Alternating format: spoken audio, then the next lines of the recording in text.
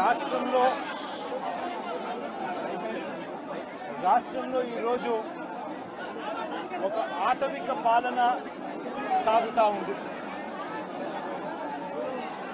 గత 45 రోజులుగా రాష్ట్రంలో పరిస్థితి ఏమిటి అని చెప్పి ఒకసారి ఏ సామాన్యుడిని అడిగినా కూడా ఆ ప్రతి సామాన్యుడి నోట్లో నుంచి కూడా వచ్చే మాట ఒకటి: ఈ రాష్ట్రంలో లా అండ్ ఆర్డర్ లేదు, ఈ రాష్ట్రంలో ఆటవిక పాలన సాగుతూ ఉంది, ఈ రాష్ట్రంలో తెలుగుదేశం పార్టీ వారు ఎవరైనా సరే వాళ్ళు తెలుగుదేశం పార్టీ వారు అయితే చాలు, ఎవరినైనా కూడా వాళ్ళు పోయి కొట్టచ్చు, ఎవరి ఆస్తులైనా కూడా వాళ్ళు ధ్వంసం చేయొచ్చు, ఎవరినైనా హత్య చేయొచ్చు, ఎవరి మీదైనా హత్యా ప్రయత్నం చేయొచ్చు.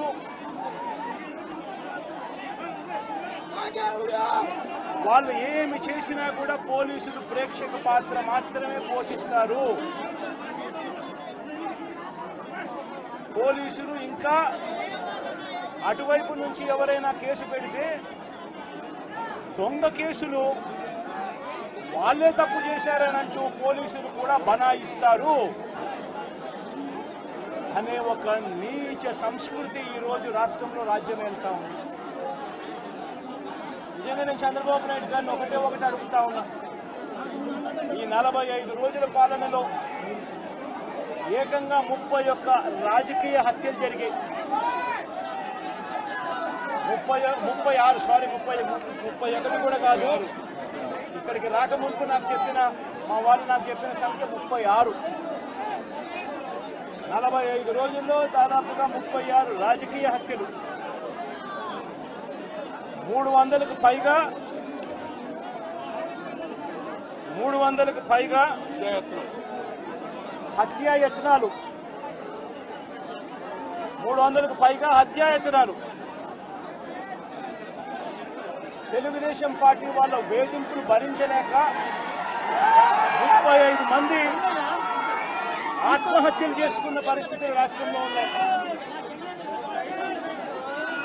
560 చోట్ల ప్రైవేట్ ఆస్తులను ధ్వంసం చేశారు. ఇంట్లో చొరబడుతున్నారు, ఆస్తులను ధ్వంసం చేస్తా ఉన్నారు, షాపులను కాల్చేస్తా ఉన్నారు. వైఎస్ఆర్సీపీ సానుభూతి పరుల చీనీ చెట్లను నరికేస్తా ఉన్నారు. ఇటువంటి ప్రైవేట్ ఆస్తులు 560 చోట్ల ప్రైవేట్ ఆస్తులను ధ్వంసం చేశారు. 490 చోట్ల ప్రభుత్వ ఆస్తులను ధ్వంసం చేశారు. 490 చోట్ల ప్రభుత్వ ఆస్తులను ధ్వంసం చేశారు. ఇవి కాక 1000కి పైగా దౌర్జన్యాలు, దాడులు. 1000కి పైగా దౌర్జన్యాలు, దాడులు. ఈ 45 రోజుల్లో తెలుగుదేశం పార్టీ అధికారంలోకి వచ్చిన తర్వాత ఈ రాష్ట్రంలో ఇది లా అండ్ ఆర్డర్ పరిస్థితి. నేను అడుగుతా ఉన్నాను, ఒకసారి ఆలోచన చేయమని అడుగుతా ఉన్నాను. ఎంతటి దారుణంగా లా అండ్ ఆర్డర్ పరిస్థితి ఉంది అన్న దానికి నిదర్శనము ఈ రషీద్ కేసే ఒకటి తీసుకోండి కావాలంటే. రషీద్ కేసే ఒకటి కావాలంటే తీసుకోండి. ఇదే వినుకొండకు ఇంతకు ముందు ఎస్పీగా రవిశంకర్ రెడ్డి అని చెప్పి ఇంతకుముందు ఎస్పీగా ఉన్నారు. మంచి ఆఫీసరు, అప్రైట్ ఆఫీసరు. ఎన్నికల వేళ వీళ్ళకున్న పలుకుబడితో ఆ ఆఫీసర్ను తప్పించేశారు. తర్వాత వీళ్ళకు కావలసిన అధికారిని, బిందు మాధవ్ అనే అధికారిని ఎస్పీగా తెచ్చుకున్నారు. ఈ బిందు మాధవ్ అనే అధికారి ఎస్పీ ఎంత అన్యాయస్తుడనంటే, ఈ అన్యాయమైన ఎస్పీని సస్పెండ్ చేస్తూ ఎన్నికల కమిషనే స్వయంగా నిర్ణయం తీసుకుని ఈ బిందు మాధవ్ అనే అధికారిని సస్పెండ్ చేశారు. దాని తర్వాత ఎన్నికల కమిషనే మల్లికా గర్గ్ అనే ఒక మంచి ఆఫీసర్ను పెట్టింది. ఆ ఆఫీసరు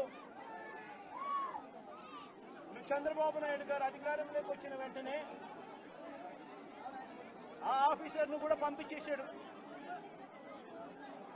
ఆ ఆఫీసర్ చంద్రబాబు నాయుడు గారి మనుషులకు తెలుగుదేశం పార్టీకి సహాయ సహకారాలు అందించను అని చెప్పి ఆ ఆఫీసరు వెళ్ళిపోయిన రోజు కొత్త ఎస్పీ శ్రీనివాసన్ అనే ఆయనను వీళ్ళకు సంబంధించిన ఆయన శ్రీనివాసన్ ఆయన తెచ్చుకున్నారు. ఈ కొత్త ఎస్పీ వచ్చిన 2 రోజులకే ఈ కొత్త ఎస్పీ వచ్చిన 2-3 రోజులకే హత్య జరిగింది. ఇది ఆ హత్య కూడా ఏమిటి? అత్యంత దారుణంగా నడి రోడ్డు మీద ప్రజలందరూ చూస్తూ ఉండగా అమాయకుడైన వ్యక్తి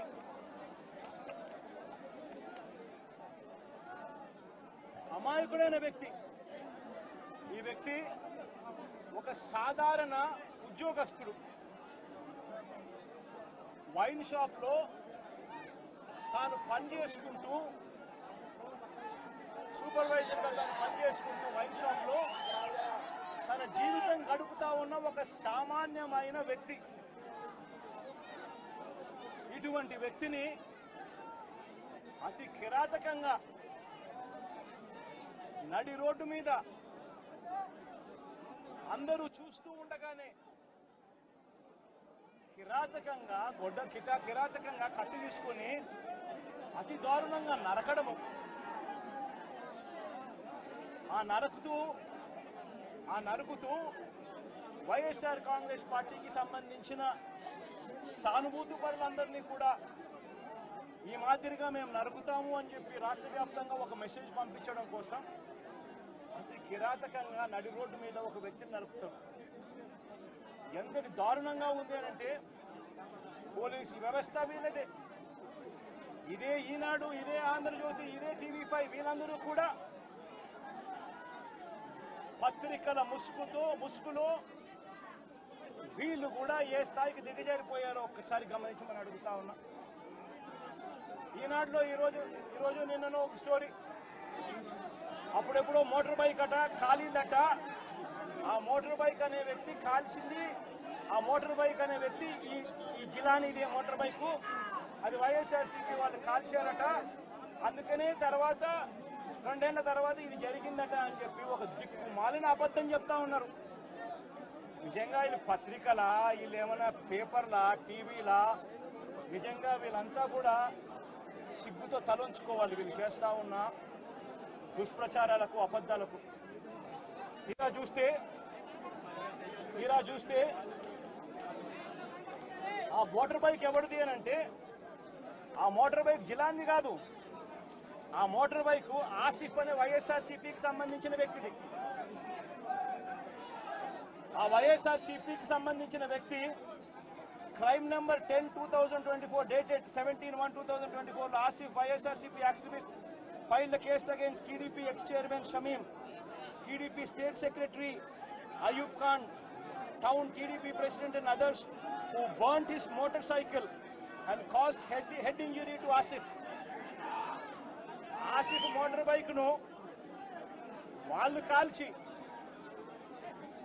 ఆసిఫ్ను గాయపరిచి ఆ గాయపరిచిన కేసును ఆసిఫ్ 17/1/2024లో కేసు పెట్టి క్రైమ్ నెంబర్ కూడా 10/2024 డేటెడ్ అని చెప్పి క్రైమ్ నెంబర్ కూడా రిజిస్టర్ అయింది. ఆ ఫోటో తీసి ఎప్పుడో జరిగిందని చెప్పి చూపించి ఆ కేసు మోటార్ బైక్ కేసు అప్పట్లో పోలీసులు తీసుకోలేదు అని చెప్పి మళ్ళీ పోలీసుల మీద కూడా ఒక తప్పుడు ప్రచారం మళ్ళీ పోలీసుల మీద కూడా వేసి అసలు జరిగిన ఇన్సిడెంట్ ఎప్పుడు అని అంటే ఇది 17/1/2024 జరిగినది. ఎవరి బైక్ నాకు కాలింది అని అంటే ఆసిఫ్ బైక్ కాలింది. ఆసిఫ్ ఎవరు అని అంటే వైఎస్ఆర్సీపీ మనిషి. చేసింది ఎవరు అని అంటే తెలుగుదేశం పార్టీకి సంబంధించిన Telugu Desam ex chairman Shamim, Telugu Desam state secretary Ayub ఖాన్లు, వీళ్ళంతా ఎంత దారుణంగా ఫ్యాక్ట్లను ట్విస్ట్ చేసి ఎస్పీ అనే వ్యక్తి కొత్తగా వస్తాడు, వచ్చిన 3 రోజుల కిందటే ఎస్పీ వస్తాడు, ఎస్పీ వచ్చిన 3వ రోజు హత్య జరుగుతుంది. ఇన్సిడెంట్ జరిగిన గంట లోపే ఎస్పీ బయటకు వచ్చి ఇది ఇద్దరు వ్యక్తిగత విషయాల వల్ల వాళ్ళకున్న మధ్యలో ఉన్న గొడవల వల్ల ఒకరిని ఒకరు చంపుకున్నారు అని చెప్పి తప్పుడు మాటలు మాట్లాడుతూ అబద్ధాలు చెప్తా ఉన్నాడు. నేను అడుగుతా ఉన్నా, కేసు పెట్టారని అంటా ఉన్నారు, కేసు పెట్టామని అంటా ఉన్నారు. నేను అడుగుతా ఉన్నా, మరి కేసు పెట్టినప్పుడు ఈ కేసులో ఉట్టి ఆ జిలాన్ అనే ఒక వ్యక్తి మీదనే కేసు పెట్టి వదిలేయడం ఏమిటి? ఈ ఫోటో ఏమిటి? ఈ ఫోటో కనపడటం లేదా? సాక్షాత్తు స్థానిక ఎమ్మెల్యే భార్యకు కేక్ తినిపిస్తా ఉన్నాడు ఈ చంపిన వ్యక్తి, జిలాన్ అనే వ్యక్తి. అంటే వీళ్ళ మధ్య సంబంధాలు ఎంత బలంగా ఉన్నాయి అని చెప్పడానికి ఇంతకన్నా నిదర్శనాలు కావాలనా? తెలుగుదేశం పార్టీ ఎమ్మెల్యే భార్యకు కేక్ తినిపిస్తా ఉన్నాడు.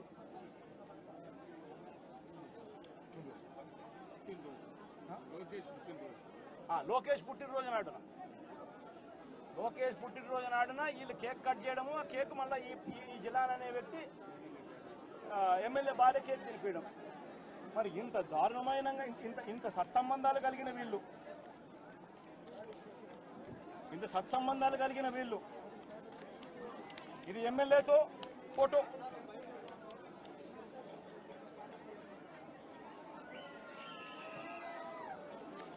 ఈ అయూబ్ ఖాన్ తో ఫోటోలు, ఇవన్నీ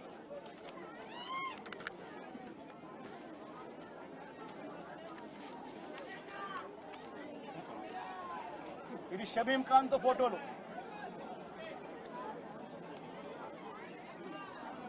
మరి వీళ్ళెవరు కేసులో ఎందుకు లేరు? వీళ్ళందరి మీద కేసు ఎందుకు పెట్టలేదు? ఇంతకన్నా అన్యాయం ఎక్కడైనా ఉంటుందా? ఇంతటితో ఆగిపోవడం లేదు. మిథున్ రెడ్డి విషయం కూడా నిన్న కూడా మీరు అంతా చూశారు మీ కళ్ళతో. సాక్షాత్తు ఒక సిట్టింగ్ ఎంపీ తన నియోజకవర్గంలో తాను తిరగకూడదా? పుంగనూరు అనేది తన నియోజకవర్గం, తన పార్లమెంట్ సెగ్మెంట్లో ఒక నియోజకవర్గం పుంగనూరు. ఆ పుంగనూరుకు ఎమ్మెల్యే వాళ్ళ నాయన పెద్దిరెడ్డి రామచంద్రారెడ్డి. ఆ నియోజకవర్గంలో తాను రెడ్డెప్ప అని చిత్తూరుకు సంబంధించిన ఎక్స్ఎంపీ, ఆయన కూడా పుంగనూరులో నివాసుడు. ఆయన ఇంట్లో కూర్చొని ఉంటే ఏకంగా ఇంటిని దిగ్బంధం చేసి, ఇంటి మీద రాళ్లు వేసి, కారును ధ్వంసం చేసి, రెడ్డెప్ప కారును కాల్చేసి, పోలీసుల సమక్షంలోనే ఇవన్నీ జరుగుతూ ఉన్నాయి అని అంటే ఇంతకన్నా దారుణంగా లా అండ్ ఆర్డర్ పరిస్థితి, ఇంతకన్నా దారుణంగా దిగజారిపోయిన పరిస్థితి ఎక్కడైనా కనిపిస్తుందా? దొంగ కేసులు పెడతా ఉన్నారు, పోలీసులు ప్రేక్షక పాత్రగా పోషించే కార్యక్రమం చేయిస్తా ఉన్నారు. చివరికి ఏ స్థాయిలోకి లా అండ్ ఆర్డర్ వెళ్ళిపోతా ఉంది అని అంటే లా అండ్ ఆర్డర్ గురించి పట్టించుకునే పరిస్థితిలో పోలీసులు ఎవ్వరూ లేరు. లా అండ్ ఆర్డర్ ఏ స్థాయిలో వెళ్ళిపోతా ఉందనంటే చివరికి అమ్మాయిల మీద అత్యాచారాలు జరుగుతూ ఉన్నాయి, పోలీసులు ఎవరూ పట్టించుకోవడం లేదు. అగత్యాలు జరుగుతూ ఉన్నా కూడా ఎవరు పోలీసులు పట్టించుకోవడం లేదు. పట్టించుకోవాల్సిన అవసరం ఏముంది? చంద్రబాబు నాయుడు పట్టించుకోవద్దని చెప్తా ఉన్నాడు కదా అని చెప్పి వదిలేసిన పరిస్థితులు. నేను అడుగుతా ఉన్నా, ఇదే గతంలో వైఎస్ఆర్సీపీ ప్రభుత్వం ఉన్నప్పుడు ఏ రోజు కూడా తెలుగుదేశం పార్టీ వాళ్ళని చంపండి, తెలుగుదేశం పార్టీ వాళ్ళని కొట్టండి, తెలుగుదేశం లబ్ధిదారులకు మేలు చేయకుండా వదిలేయండి అని ఏ రోజు ఇన్స్ట్రక్షన్స్ ఇవ్వలేదు. ప్రతి అక్క చెల్లెమ్మ కూడా బయటికి పోతే తన ఫోన్లో దిశ యాప్ ఉండేది. ఆపదలో ఉంటే 5 సార్లు ఫోన్ షేక్ చేసినా లేదా SOS బటన్ నొక్కితే చాలు పోలీసులు వెంటనే వచ్చి అక్క ఏమైంది అని చెప్పి తోడుగా ఉండే పరిస్థితులు గతం. ఈరోజు పరిస్థితులు ఏమిటి? లా అండ్ ఆర్డర్ పూర్తిగా దిగజారిపోయిన పరిస్థితులు కనిపిస్తూ ఉన్నాయి. ఎందుకు ఈ మాదిరిగా జరుగుతూ ఉంది? కారణం చంద్రబాబు నాయుడు అనే వ్యక్తి తప్పుడు మాటలు చెప్పి, తప్పుడు వాగ్దానాలు చేసి, ప్రజలను మోసం చేసి, ప్రజలకు ఆశ కల్పించి తాను ముఖ్యమంత్రి పదవిలోకి ఎక్కాడు. నేను అడుగుతా ఉన్నాను ఇదే చంద్రబాబు నాయుడును, ఇదే జగన్ ముఖ్యమంత్రిగా ఉంటే గత 5 సంవత్సరాల పాలన చూడండి. ప్రతి క్వార్టరు ఆ 3 నెలలు అయిపోయిన వెంటనే విద్యా దీవెన మరుసటి క్వార్టర్లో వచ్చేది. ఈరోజు జనవరి, ఫిబ్రవరి, మార్చి క్వార్టర్ విద్యా దీవెన పోయింది. ఏప్రిల్, మే, జూన్, ఇప్పుడు మళ్ళీ జూలైలో ఉన్నాం. 2 క్వార్టర్లు విద్యా దీవెన అనేది బకాయిలు. జగనే ఉండింటే విద్యా దీవెన అన్నది ప్రతి 3 నెలలకు ఒకసారి, 3 నెలలు అయిపోయిన వెంటనే జగన్ ఇచ్చేవాడు. తల్లులకు ఇచ్చేవాడు, పిల్లలకు మేలు చేసేవాడు. ప్రతి ఏప్రిల్లో జగనే ఉండింటే వసతి దీవెన ప్రతి ఏప్రిల్లో ఒక ఇన్స్టాల్మెంట్, వసతి దీవెనకు సంబంధించిన ఒక ఇన్స్టాల్మెంట్ ప్రతి తల్లి ఖాతాలోనూ పడి ఉండేది. జగనే ఉండింటే ఈ పాటికే రైతు భరోసా రైతన్నలకు వచ్చి ఉండేది. ప్రతి సంవత్సరం జగన్ జూన్లో రైతు భరోసా అమౌంట్ ప్రతి రైతుకు క్యాలెండర్ పెట్టి మరీ ఇచ్చాడు. జగనే ఉండింటే అమ్మఒడి డబ్బులు ఈ పాటికి తల్లులకు వచ్చి ఉండేటివి. ప్రతి సంవత్సరం ప్రతి జూన్లోనూ అమ్మఒడి డబ్బులు తల్లులకు వచ్చిన పరిస్థితులు. జగనే ఉండింటే ప్రతి ఏప్రిల్లో మహిళలకు సంబంధించి, అక్క చెల్లెమ్మలకు సంబంధించిన 0 వడ్డీ డబ్బు ఈ పాటికి వచ్చి ఉండేది. జగనే ఉండింటే మత్స్యకార భరోసా అన్నది ప్రతి ఏప్రిల్ 15 నుంచి జూన్ 15 మధ్యలో క్రమం తప్పకుండా జగన్ మత్స్యకారులకు తోడుగా ఉంటూ మత్స్యకార భరోసా ఇచ్చాడు. నేను అడుగుతా ఉన్నా, ఈరోజు వైఎస్ఆర్ కాంగ్రెస్ పార్టీ లేకపోవడం, చంద్రబాబు నాయుడు చెప్పిన అబద్ధపు మాటలతో ఈరోజు ప్రతి అక్క చెల్లెమ్మ ఎదురు చూస్తూ ఉంది. ఆ రోజు చంద్రబాబు నాయుడు అన్న మాట, జగన్ అయితే కేవలం ఒక్క 15,000 మాత్రమే ఇస్తాడు పిల్లల్ని బడికి పంపిస్తే, చంద్రబాబు నాయుడు అధికారంలోకి వస్తే 15,000 నీకు, 15,000 నీకు, 15,000 నీకు, 15,000 నీకు, 15,000 నీకు, నలుగురున్నారా మీ ఇంట్లో పిల్లలు 60,000, మళ్ళా ఇంట్లో వాళ్ళ అమ్మను చూపించి నీకు 18,000. ఇవన్నీ మాటలు మాట్లాడి ఈరోజు ప్రతి అక్క అడుగుతా ఉంది, ఎన్నికలప్పుడు నువ్వు చెప్పిన మాట ఏంది? ప్రతి 18 సంవత్సరాలు నిండిన ప్రతి వయసు గల అక్క, 18 నుంచి 59 సంవత్సరాలు గల వయసు గల అక్క చెల్లెమ్మకు ప్రతి నెల 1,500 ఇస్తానన్నావు. ఈరోజు రాష్ట్రంలో ఓటర్ల జాబితా తెలుసు మీకు. 4,12,00,000 మంది ఓటర్లు ఉన్నారు. ఓటర్ల జాబితా అంటే దాని అర్థం ఏమిటి? దాని అర్థం వాళ్ళందరూ కూడా 18 సంవత్సరాలు పైబడిన వయసు పడిన వాళ్ళనే కదా దాని అర్థము. మరి అందులో 2,10,00,000 మంది అక్క చెల్లెమ్మలు ఉన్నారు, 18 సంవత్సరాలు పైచులకు పడిన వాళ్ళు. ఆ 2,10,00,000 మంది అక్క చెల్లెమ్మలకు పెన్షన్ తీసుకుంటున్న వాళ్ళు కాస్తో కూస్తో కొంచెం పక్కన పెట్టినా కూడా 1,80,00,000 మంది అక్క చెల్లెమ్మలు ఈరోజు మాకు 1,500 ప్రతి నెల ఇస్తానన్నావు, ఏమైంది మా 1,500, మా పరిస్థితి ఏమిటి, నీకు ఓటేసాను నీ మాటలు నమ్మి అని చెప్పి అడుగుతా ఉన్నారు అక్క చెల్లెమ్మలు. ప్రతి అక్క ప్రతి పిల్లలు అడుగుతా. జగన్మామ ఉన్నప్పుడు క్రమం తప్పకుండా జగన్మామ 15,000 మా అమ్మకి ఇచ్చేవాడు అమ్మఒడి కింద. నువ్వు తల్లికి వందనం అన్నావు, మా ఇంట్లో 4 పిల్లలు ఉన్నారు, 60,000 మా ఇంటికి ఇస్తానన్నావు, ఎప్పుడు ఇస్తావు, ఎందుకు ఇవ్వడం లేదు అని చెప్పి అడుగుతా ఉన్నారు. పిల్లలు అడుగుతా ఉన్నారు, తల్లులు అడుగుతా ఉన్నారు, ప్రతి రైతు అడుగుతా ఉన్నాడు. వ్యవసాయం మొదలైపోయింది, వేగంగా నీకు వ్యవసాయం పనులు జరుగుతూ ఉన్నాయి. రైతు భరోసా సొమ్ము జగన్ ఉంటే వచ్చేది. నువ్వు 20,000 రూపాయలు ఇస్తానన్నావు రైతు భరోసా కింద. పెట్టుబడి సహాయం కింద 50 లక్షల మంది రైతన్నలు ఇవాళ అడుగుతా ఉన్నారు. మా పెట్టుబడి సాయం కింద 20,000 ఇస్తానన్నావు, ఏమైందా డబ్బు అని చెప్పి రైతన్నలు ఎదురు చూస్తూ అడుగుతా ఉన్నారు. ఈరోజు అక్క చెల్లెమ్మలు పొదుపు సంఘాల్లో ఉన్న అక్క చెల్లెమ్మలు అడుగుతా ఉన్నారు. ఏప్రిల్లో పొదుపు సంఘాలకు సున్నా వడ్డీకి సంబంధించిన సున్నా వడ్డీ డబ్బులు కట్టాలి.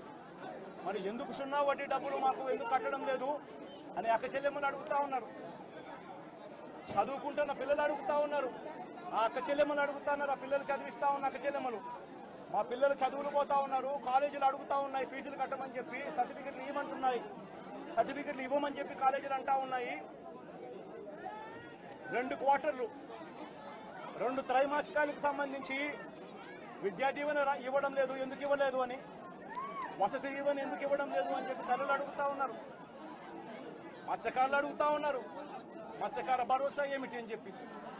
ఇవన్నిటి నుంచి కూడా చంద్రబాబు నాయుడు ప్రజలను దారి తప్పించేందుకు, ప్రజలెవరూ కూడా ప్రశ్నించే పరిస్థితి రాకూడదు అనే ఉద్దేశంతో ప్రజల్లో భయాందోళన క్రియేట్ చేసే కార్యక్రమంలో భాగంగా ఈ మాదిరిగా దాడులు చేస్తూ, ఈ మాదిరిగా అన్యాయాలు చేస్తూ, ఈ మాదిరిగా తాను దిగజారిన రాజకీయాలు చేస్తా ఉన్నాడు.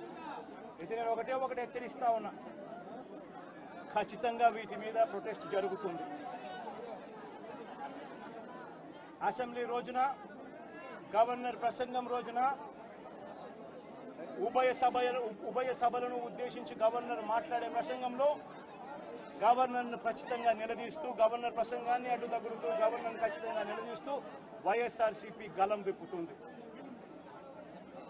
దాని తర్వాత ఖచ్చితంగా మళ్ళీ మంగళవారము వైఎస్ఆర్సీపీకి సంబంధించిన ఎమ్మెల్సీలు, ఎమ్మెల్యేలు, ఎంపీలు, రాజ్యసభ సభ్యులు, లోక్సభ సభ్యులు అందరూ కూడా ఢిల్లీకి వెళ్తారు.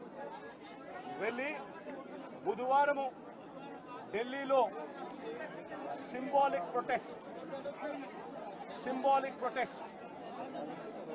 సింబాలిక్ ధర్నా ఢిల్లీలో చేసే కార్యక్రమం కూడా చేస్తారు. రాష్ట్రంలో జరుగుతూ ఉన్న దాడులు, రాష్ట్రంలో ఉన్న లా అండ్ ఆర్డర్ పరిస్థితులను దేశమంతా కూడా చూసేట్టుగా, దేశమంతా కూడా దీన్ని గమనించి, దేశమంతా కూడా దీన్ని ప్రొటెస్ట్ను వాళ్ళు కూడా ప్రొటెస్ట్ చేసే విధంగా దీన్ని హైలైట్ చేసే కార్యక్రమం చేస్తాం. ప్రధానమంత్రి గారి అపాయింట్మెంట్ ఇప్పటికే అడగడం జరిగింది. అమిత్ షా గారిని ప్రెసిడెంట్ అపాయింట్మెంట్ కూడా అడగడం కూడా జరుగుతుంది. వీళ్ళందరూ కూడా అపాయింట్మెంట్ ఇస్తే వీళ్ళందరినీ కూడా కలిసి వీళ్ళందరికీ కూడా చెప్పే కార్యక్రమం కూడా చేస్తాం. సరే, ఈ ఇష్యూలో మీ చెప్పేటప్పుడు నువ్వు ఫ్లో పోతుంది కదా. నువ్వు ఎంత ఆంధ్రజ్యోతి విలేకరు అయితే మాత్రం మధ్యలో వచ్చి చెప్పడం ధర్మం కాదు కదా. ఏం చెప్తా ఉంటే సీరియస్గా జరుగుతా ఉన్నప్పుడు ప్రధానమంత్రి అపాయింట్మెంట్ను, హోంమంత్రి అపాయింట్మెంటు, ప్రెసిడెంట్ గారి అపాయింట్మెంటు, వీళ్ళ ముగ్గురు అపాయింట్మెంట్ కూడా అడగడం జరుగుతూ ఉంది. వీళ్ళ ముగ్గురిని కూడా కలిసే కార్యక్రమం కూడా జరుగుతుంది. వాళ్ళ అపాయింట్మెంట్ ఇస్తే వాళ్ళని కూడా కలిసే కార్యక్రమం జరుగుతుంది.